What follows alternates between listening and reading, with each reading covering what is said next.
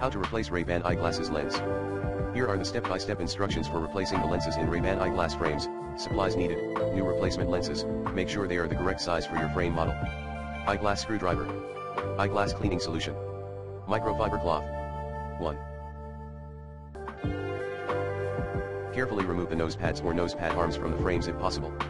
This allows easier access to the lenses. 2. Locate the tiny screws in the frames that hold each lens in place. There is usually one on the top edge and another on the bottom edge of each lens. 3. Using the eyeglass screwdriver, loosen the screw on the bottom edge of the lens first by turning it counterclockwise. Be careful not to fully remove the screw. 4. Once loosened, gently tilt and slide the lens downward and out of the frame. 5. Thoroughly clean the empty frame using eyeglass cleaning solution and a microfiber cloth. Make sure no debris or dust remains before inserting the new lens. 6.